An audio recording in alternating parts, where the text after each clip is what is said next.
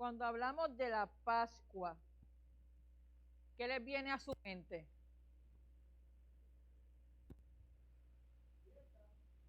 Es una solemnidad, es una fiesta.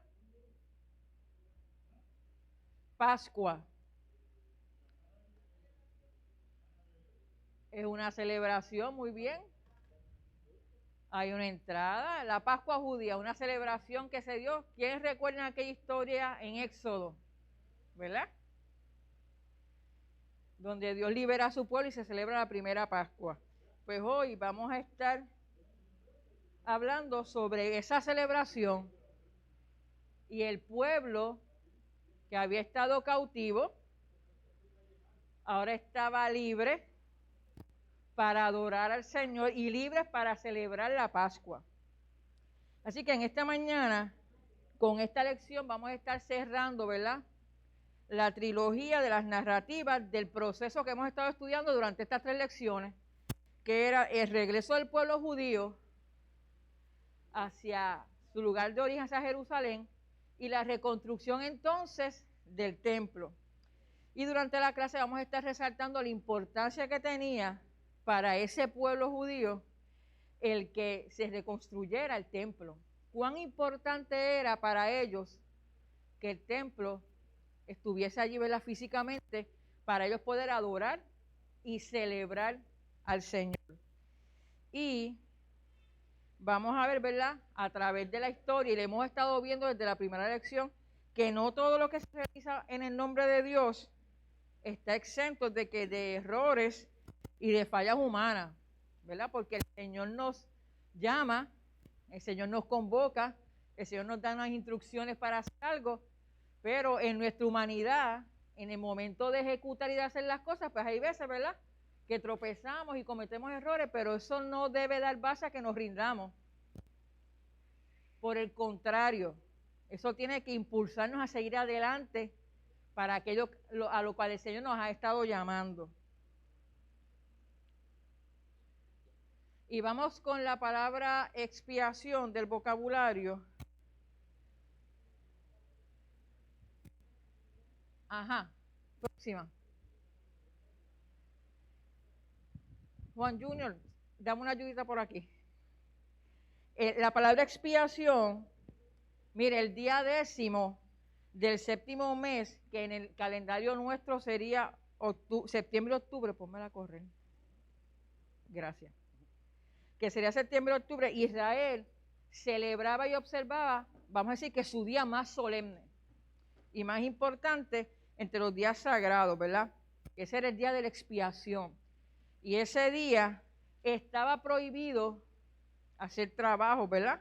Y todo el mundo iba a estar enfocado, ¿verdad?, y celebrando ese día de la expiación, y iban a estar haciendo un ayuno. Así que ese día les servía a ellos para recordar que aunque mensualmente o semanalmente, ¿verdad?, ellos ofrecían sacrificios por sus pecados y por sus fallas, eso no era suficiente. Tenían que hacer un día de expiación al año, ¿verdad?, para cubrir esos pecados. Así que por eso, esa es la razón fundamental, ¿verdad?, en que Dios envió a Jesucristo, para que a través de ese sacrificio, por una sola vez, el pecado de toda la humanidad fuera perdonado. Amén. Porque si no, mire, usted sabe, Jesús ocupó nuestro lugar en la cruz. Y nos liberó y nos libró de la muerte y del pecado. Así que este pueblo constantemente tenía que estar ofreciendo sacrificios semanales, mensualmente, cada 3 meses, por los mismos pecados. Y no era suficiente, así que una vez al año celebraban ese día de expiación para recibir perdón por el pecado, no de ellos de forma individual, sino de todo ese pueblo. Así que ese era el único día del año que el sumo sacerdote, mira, entraba al lugar que santísimo, ¿verdad?, con la sangre expiatoria. Así que el sumo sacerdote hacía primero expiación por él, porque no podía entrar en pecado a ese lugar santísimo. Primero ofrecía sacrificio por él para ser purificado y luego por todo el pueblo. Y usted sabe que cuando el sacerdote iba a entrar entonces al lugar santísimo, le colocaban unas campanitas, yo lo sabía, en los pies, y una soga, por si acaso, ¿verdad? Y entraba allí el sumo sacerdote y mientras las campanas estaban sonando, pues todo estaba bien. Si dejaban de sonar porque, ¿verdad?, no había movimiento, era que, no, ¿verdad?, estaba en pecado, estaba mal, y entonces, mire, lo sacaban. Johnny.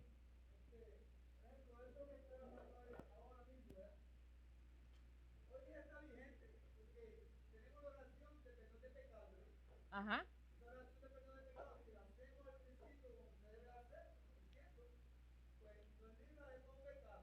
Amén.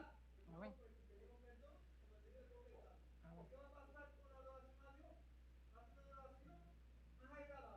Agradable y perfecta, ¿verdad? Aquí hacemos una oración comunitaria de perdón de pecado. Lo importante es que usted y yo tenemos abogado para con el Padre, ¿verdad? Y día a día, ¿verdad? Usted no tiene que esperar a llegar aquí el domingo para hacer esa oración comunitaria y decir, ahora sí que estoy perdonado.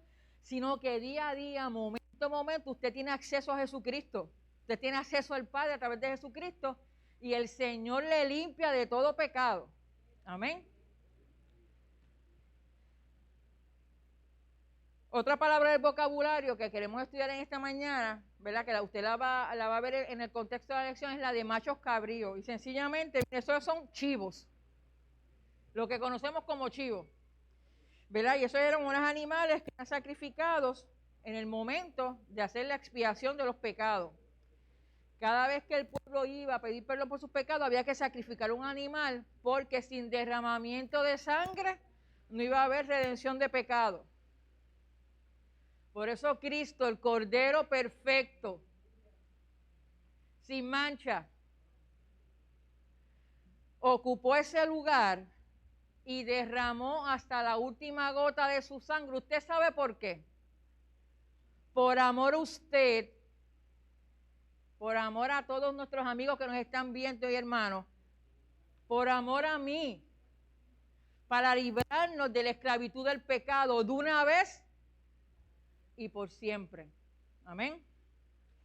Así que los machos cabríos eran esos chivos que llevaban, ¿verdad?, para ser sacrificados. Y en la lección de hoy se nos recalca que se llevó un macho cabrío por cada una de las tribus.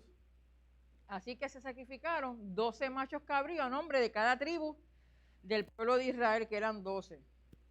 Y vamos a comenzar leyendo en la mañana de hoy, en Esdras 6, 13, 14.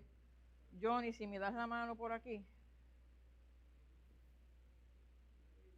Popular, por favor.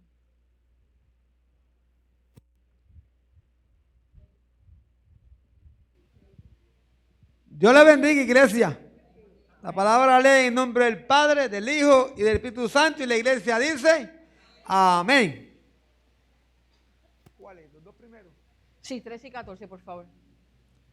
Entonces, Tatenai, gobernador de la provincia al oeste del río Éufrates, y Setal-Bosnai y sus compañeros cumplieron al pie de la letra la orden dada por el rey Darío.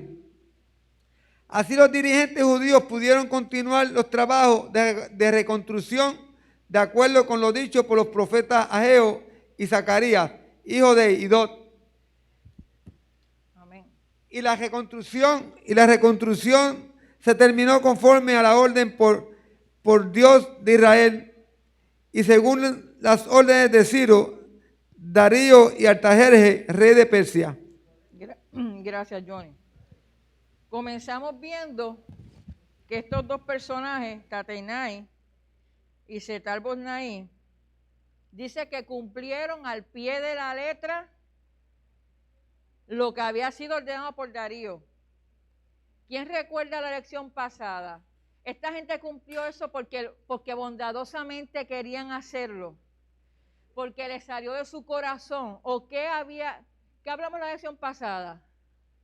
¿Me pueden pasar la próxima? ¿Qué había dicho Darío, Nordi? Ajá. Así mismo es. Así mismo es. Y Darío dijo, el que se oponga a lo que hemos decretado aquí, le vamos a tumbar la casa, vamos a coger una madera central, la madera central de esa casa, y lo vamos a empalar. Y en la lección pasada discutimos lo que era empalamiento, ¿verdad? Así que era una muerte atroz. Así que con esos truenos, todo el mundo estaba feliz y contento de decir, pues mira, vamos a seguir, gloria a Dios, vamos a seguir las órdenes que dijo Darío, porque no queremos problemas. Así que el pueblo ya tenía libertad entonces de poder, ¿qué? Reconstruir, ¿verdad? Y acelerar el proceso de reconstrucción del templo. Porque aquellos enemigos, quizás no muy contentos, habían dado paso a que esto siguiera, y no solamente eso, tenían que de sus impuestos darle, de su ganado darle, ¿verdad? Para que esto fluyera. Y dice entonces en la lección que la reconstrucción continuó de acuerdo con lo dicho por los profetas Ageos y Zacarías, hijo de Idó. Y yo quería, ¿verdad?, enfatizarle que no es que Zacarías y Ageo tenían en sus escritos, ¿verdad?, o en su profecía, un plan que decía, el templo va a tener tantos codos y va a medir tanto de altura. No, no se refiere a eso. Sino que estos dos profetas, a través de lo que el Señor les había indicado, le hablaron al pueblo y les animaban a que continuaran en la reconstrucción. Principalmente a Ageo. Zacarías iba más hacia el lado espiritual y les iba señalando a ellos, ok, están reconstruyendo, pero también tienen que trabajar con su área espiritual, se están alejando de Dios, tienen que regresar al Señor. Así que el pueblo ahora tenía la libertad de construir, tenía facilidades para hacerlo y estaban inspirados en la palabra de Dios para continuar adelante con su trabajo. Nos dice Esdras que la reconstrucción se terminó conforme al ordenado por Dios y según las órdenes de Ciro, Darío y Artajerjes, reyes de Persia. Así que nuevamente Esdras, como lo ha hecho desde el capítulo 1 del libro, siempre nos recalca y deja claramente establecido una cosa, que quien tiene el control de todo es Dios. Que sí, Darío, Ciro, ¿verdad? Y menciona Artajerjes, aunque todavía no estaba como tal, eso fue como un adelanto, habían de alguna forma viabilizado el que se diera la construcción del templo. Quien ordenó los planes para esto fue Dios. Así que el templo se construyó sencillamente bajo la autoridad del Dios soberano, del Dios que es protagonista de la historia y del Dios que transforma unas circunstancias adversas en unas buenas. Y hermano, lo vemos día a día en nuestras vidas, día a día, cómo Dios de una forma milagrosa interviene en nuestros asuntos y puede utilizar quizás a quien usted menos se imagine para bendecirle. Y usted está agradecido de esa persona, pero siempre tenga por seguro que detrás de eso la mano de Dios está. Que aunque le agradezcamos a fulano o a sutano, la gloria es de Dios, que es el Dios soberano. Y es el Dios que permite que esas cosas que en un momento dado usted y yo no podemos entender, el cómo y el por qué, mire, Dios de una forma como Él solo sabe hacerlo. Le da un vuelco a la situación. Y usted que pensó que iba a salir trasquilado, sale bendecido. Amén. Vamos al verso 15 y 16, Johnny.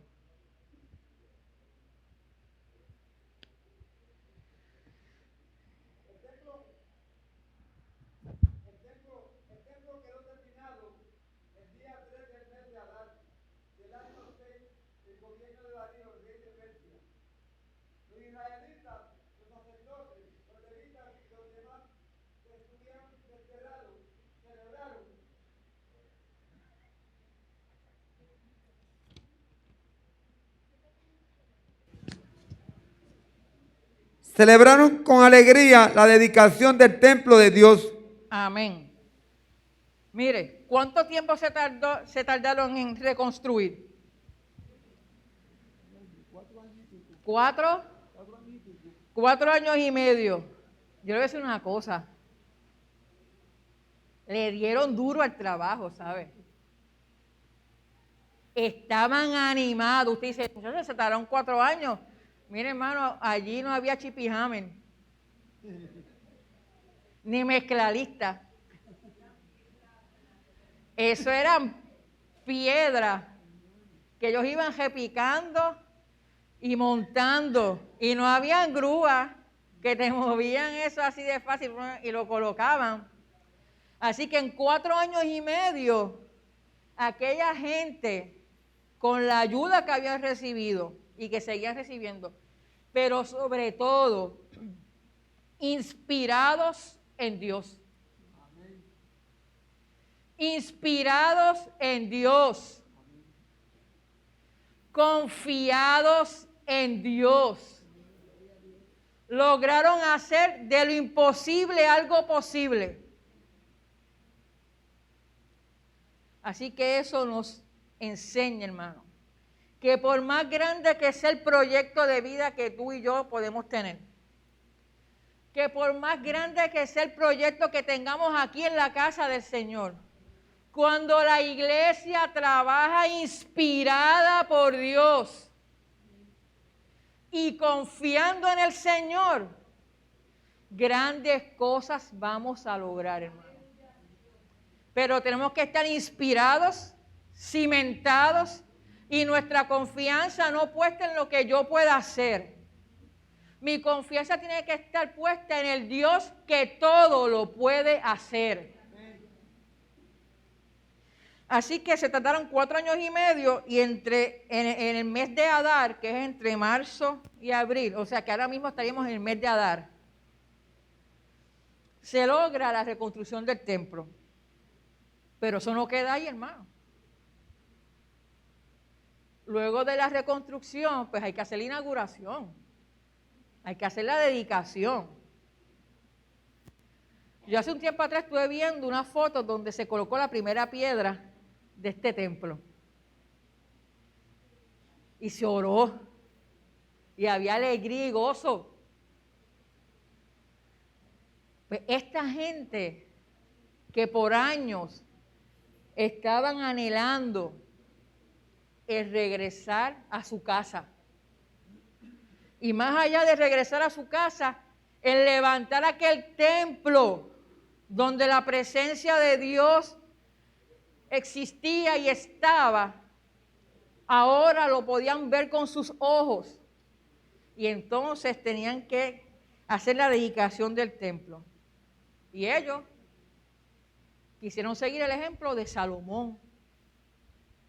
Cuando Salomón dedicó aquel majestuoso templo al Señor. Así que esa era, ¿verdad? La guía que ellos tenían, ¿verdad? Y la vara quizás con la que se iban a medir para dedicar ese templo. Y esa celebración que hizo Salomón fue majestuosa. Como decimos los puertorriqueños, fue a todo dar. Tiró la casa por las ventanas en aquel momento. Pero ¿qué pasaba ahora? Venimos de circunstancias bien diferentes. En este momento el pueblo viene de un exilio de 70 años. Llega a un lugar que está derribado y destruido. no tenían murallas. Lograron levantar aquel templo con la ayuda de los impuestos y de las cosas que le estaban dando y el sacrificio de ellos mismos. Así que en el día de la escasez, que era lo que estaba viviendo el pueblo, no le fue posible emular la magnificencia de Salomón. Mire, cuando Salomón dedicó el templo al Señor, sacrificó 22,000 bueyes. Yo no me podía imaginar eso. 22,000 bueyes, hermano. 120,000 ovejas. Esto le dice la abundancia en que se encontraban también,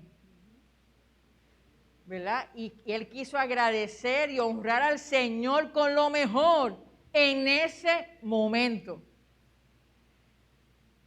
Pero en este momento, Zorobabel pudo hacer una ofrenda de 712 animales y la mitad de ellos eran corderos, que era lo más baratito, hermano. Pero usted sabe algo. En aquel momento hubo gente que lloró porque la ceremonia no fue tan majestuosa. Y hubo gente que lo sintió en su corazón porque se compararon con aquello. Pero las circunstancias eran diferentes. Pero usted sabe algo, qué bueno que nuestro Dios mira nuestro corazón. Que Dios mira la intención del corazón. Que Dios, que acepta todos nuestros esfuerzos de acuerdo con lo que tenemos y no de acuerdo con lo que no tenemos, se agradó y recibió aquella ofrenda. ¿Usted sabe eso? Eso es importante, Nordi.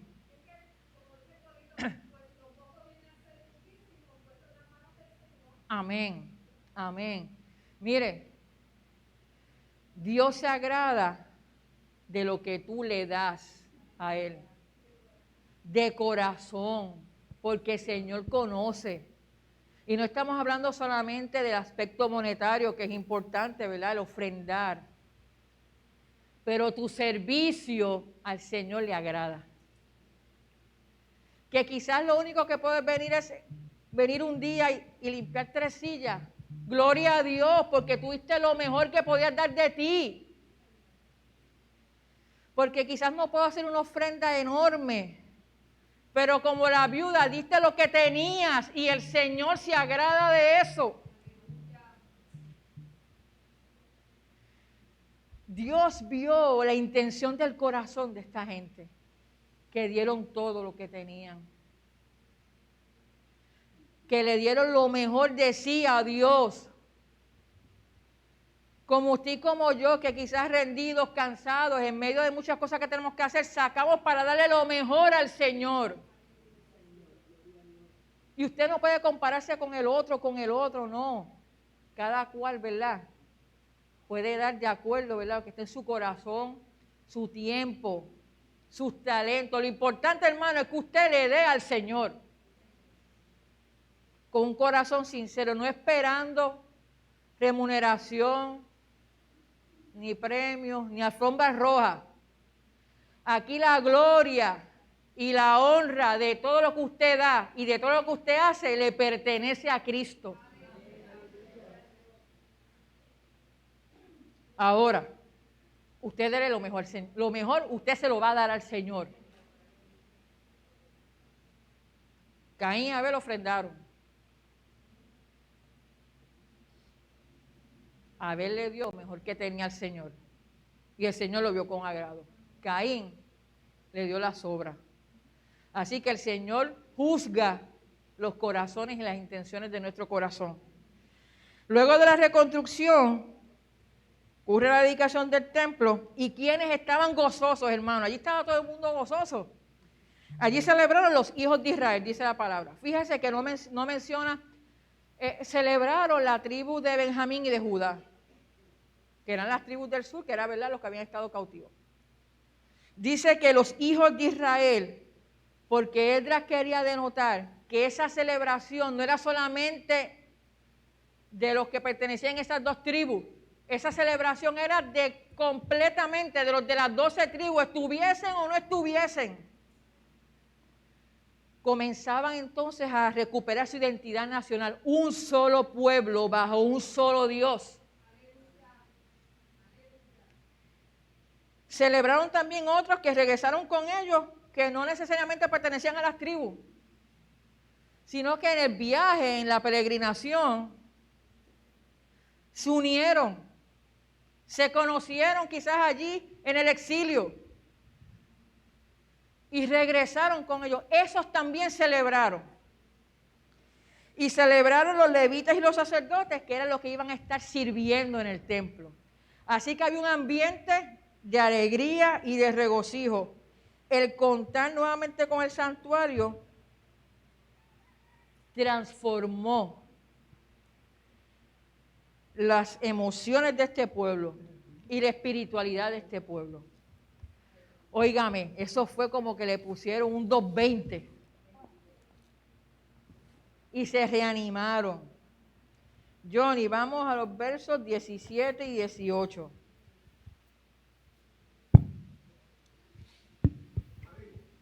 Ajá, perdóname, Johnny, Juan.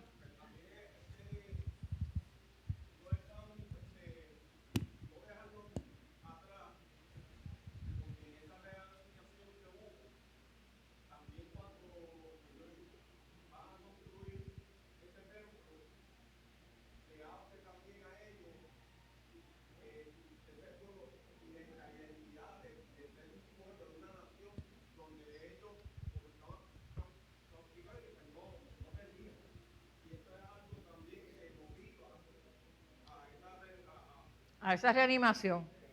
Exactamente. Muy bien. Johnny, vamos con el 17, ¿verdad? Sí, 17 y 18. 18. En aquella ocasión ofrecieron sacrificios 100 becerros, 200 carneros y 400 corderos, y además 12 chivos, uno por cada tribu israelita, como ofrenda por el pecado de todo Israel. Luego pusieron a los sacerdotes en sus turnos correspondientes y a los levitas en sus puestos para el culto de Dios en Jerusalén, conforme a lo escrito en el libro de Moisés. Muy bien. Así que en medio de los días difíciles, aquel pueblo le ofreció al Señor lo mejor. Los ofrendaron sus pertenencias y todo lo que tenían al Señor.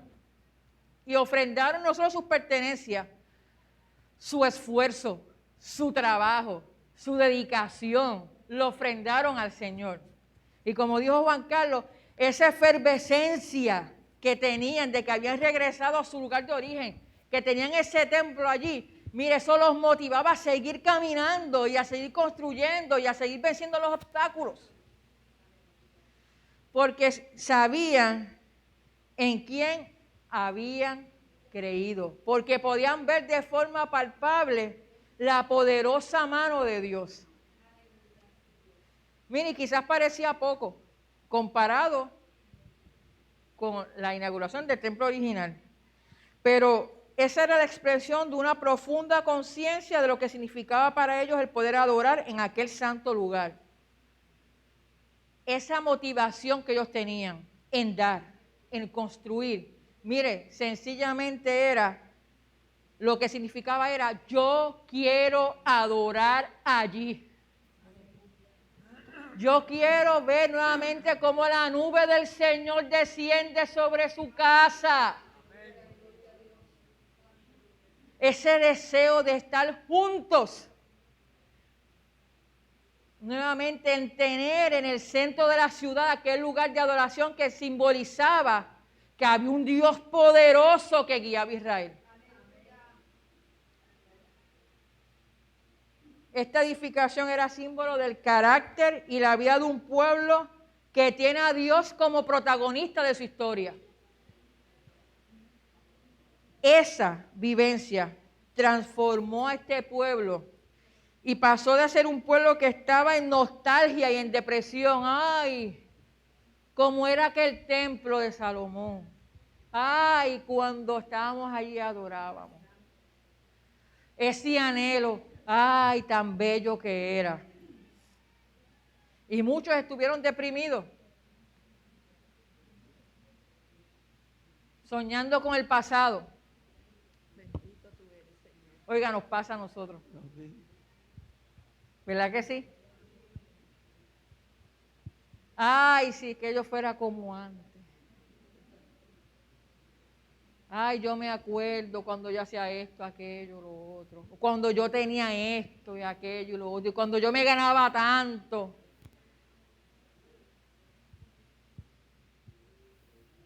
Qué bueno que el Señor le dijo a Job que su gloria postrera iba a ser mayor que la primera.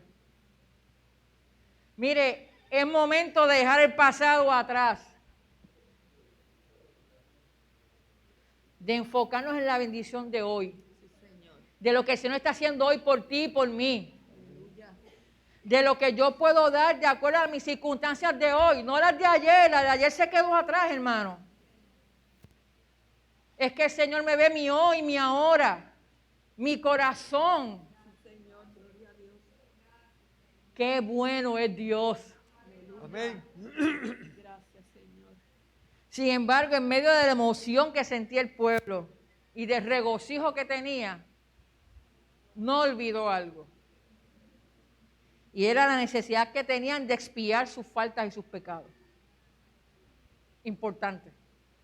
Aún en medio de la algarabía y del gozo, recordaron que ellos tenían que expiar sus pecados. El pueblo quería hacer todo, ¿verdad? Conforme a lo que estaba establecido en la ley. Así que en ese momento de la restauración, ellos querían que el culto, la adoración que ellos iban a llevar, fuera de la A a la Z, tal cual estaba escrito y ordenado por Moisés. 19 y 20, Johnny, por favor. Los que volvieron del destierro celebraron además la Pascua el día 14 del mes primero. Los sacerdotes y los levitas se habían purificado ya, así que todos estaban ritualmente limpios. Entonces ofrecieron el sacrificio de la Pascua por todos los que habían estado desterrados, por sus compañeros los sacerdotes y por ellos mismos. Ay, las mascarillas como que se asfixia uno, hermano. Así que a los 14 días del primer mes, que era el día que había establecido Moisés en la ley, se celebró ¿qué? La Pascua. Y esta celebración no fue exclusiva de los que pertenecían a la tribu. Dice que incluía a todos los que habían regresado del cautiverio, incluyendo a aquellos que no pertenecían a ninguna de las tribus, también los incluyeron. Para los judíos la Pascua, que también se conoce como la Pesá, es una festividad solemne, que celebra ¿qué? Lo dijimos ahorita. ¿Recuerdan Éxodo? En la Pascua se celebra la libertad del pueblo hebreo ¿de qué? ¿De qué, amados hermanos? Mire que nos están viendo. De la esclavitud. De la esclavitud, gloria al Señor. De la esclavitud, ¿de quién, hermano? Del pueblo egipcio. Así que ellos estaban celebrando con gozo y recordando a aquel Dios que los liberó, que era el mismo Dios que estaba con ellos allí. Es una de las festividades más importantes del calendario hebreo y dura 8 días. A partir del día 15 del mes hebreo de Nisan, que nosotros es, ¿verdad?, parte del mes de marzo y abril. Y hay una serie de ritos que ustedes conocen, ¿verdad?, que se hacen en esa celebración, de los cuales, ¿verdad?, se celebran dos cosas. La liberación del pueblo de la esclavitud de Egipto, pero además de eso, la transformación de su conciencia de esclavos a la libertad. De una nación esclavizada a una nación libre. Y una nación que iba a tener una ley por cual regirse.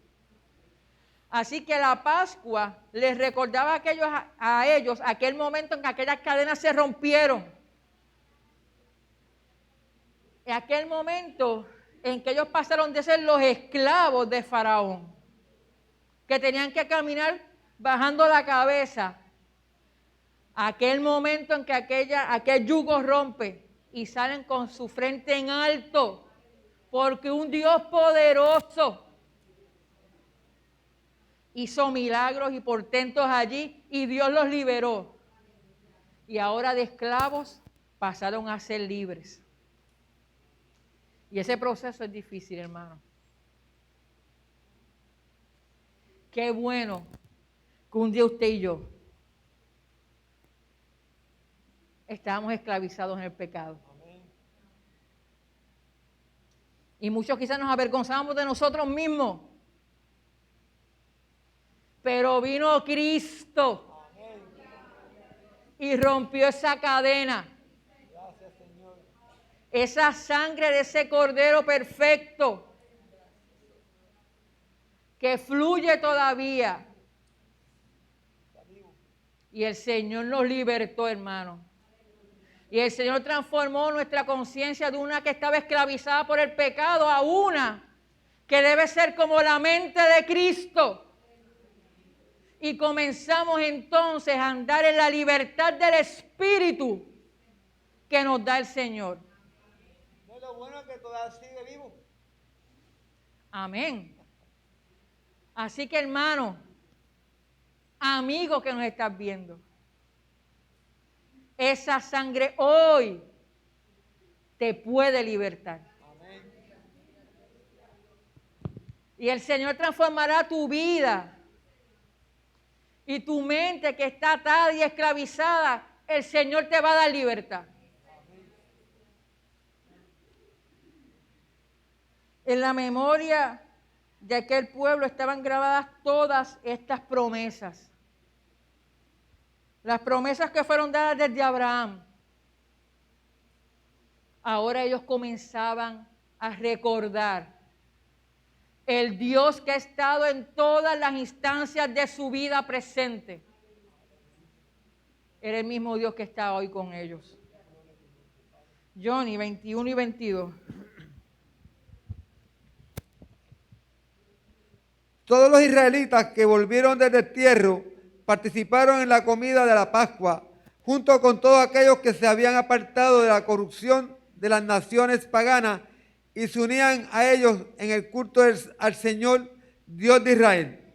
Durante 7 días celebraron con alegría la fiesta de los panes sin levadura, pues el Señor los había llenado de alegría al hacer que el rey de Persia los favoreciera y ayudara a la reconstrucción del templo de Dios, el Dios de Israel. Dios le bendiga.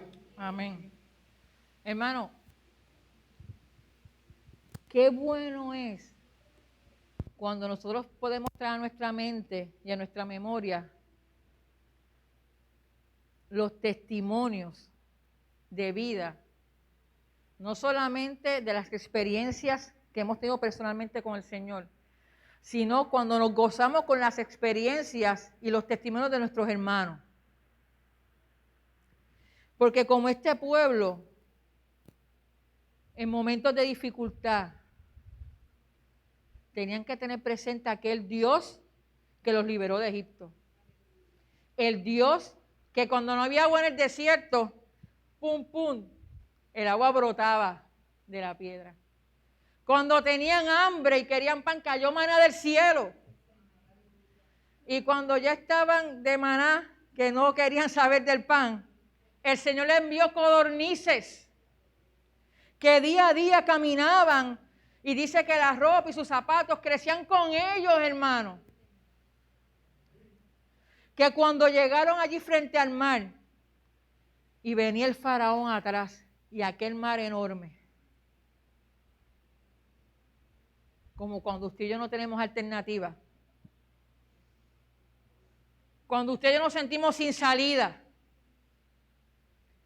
Y entonces en aquel día ellos vieron cómo la poderosa mano de Dios abrió aquel mar y cruzaron en seco.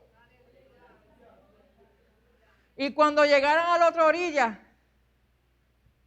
el mar que hizo se unió y Faraón pereció allí. Esos testimonios estaban grabados en su mente y pasaron de generación en generación en generación.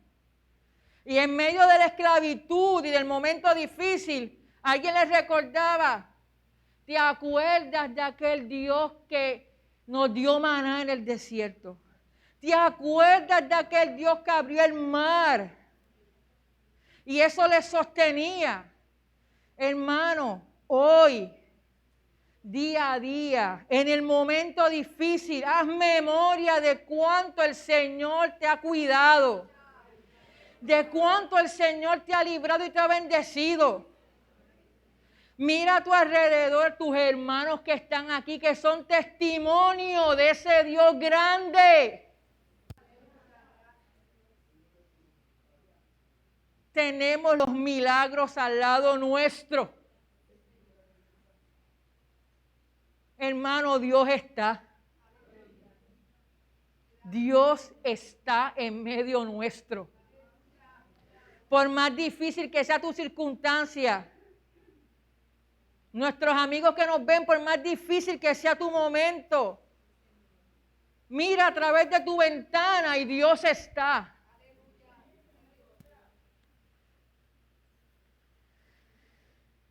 Quienes originalmente formaban parte de este pueblo celebraron la Pascua.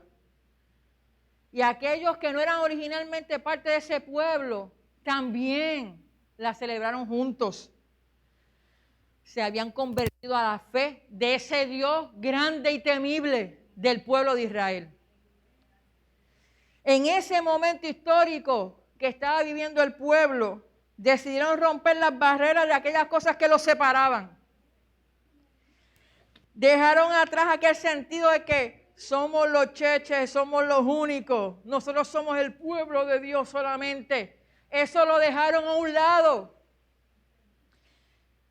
y dieron paso a una celebración de unidad.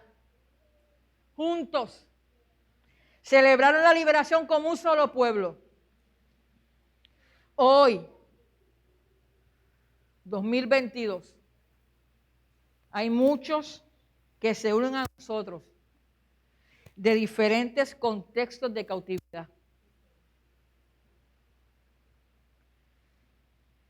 Algunos desde el contexto del alcoholismo,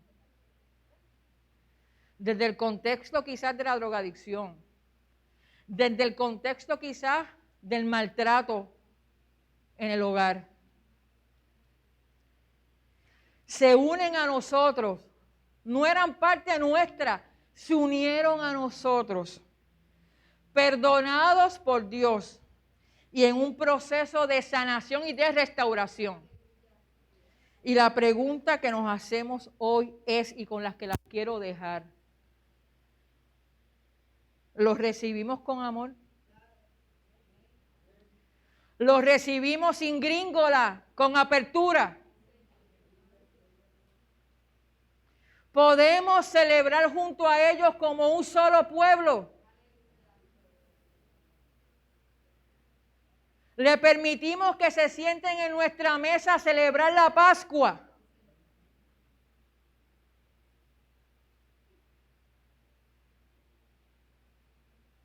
Eso es lo que Dios quiere de la iglesia. El Señor los va a traer hasta aquí. Y nosotros los vamos a recibir con amor y con respeto, entendiendo que Dios está obrando en ellos y restaurándole. No soy yo quien lo va a transformar el poder de Dios. Y vamos al resumen. Para el pueblo salir del cautiverio implicaba retomar el significado profundo que destilaban de dos pilares de su vida como nación. Número 1, el templo como lugar preferencial de adoración. Y número 2, que pudiesen celebrar la Pascua como referente al proyecto liberador de Dios. Número 2, retomar la celebración de la Pascua era la afirmación colectiva de un proyecto histórico de Dios, en el cual les había demostrado que la vocación de Israel no era esclavitud. Cada vez que celebraban la Pascua, Dios les está diciendo, ustedes no son esclavos. Ustedes no son esclavos, yo los liberé. Para muchas personas, comunidades y pueblos, hoy también hay una especie de Pascua conmemorativa que les recuerda que Dios es el protagonista de la historia humana. Hoy, en Ucrania, hay gente como usted y como yo que conoce a Cristo y que ama a Dios y que están esperanzados en esto mismo, que aunque se esté derrumbando los edificios y aunque estén escuchando los estallidos de las bombas y aunque estén saliendo, ¿verdad?, despavoridos corriendo de sus hogares, hay un Dios que es el protagonista de la historia. Y allí, en medio de aquella guerra, hay un Dios presente. Parte de nuestro desafío contemporáneo consiste en identificar y colaborar con los que regresan de diversos cautiverios individuales y colectivos y que los acojamos en amor y en cuidado para juntos, sin distinción, podamos celebrar la Pascua. Que en nosotros es recordatorio de cómo Dios ha intervenido en nuestras vidas. Y en la iglesia cristiana celebramos la Pascua en la resurrección de Cristo, que al tercer día venció la muerte. Y vamos a la oración. Nelly, ¿tú me la puedes leer, la oración? Uy. Ya está listo. Que tú lo tienes en el libro.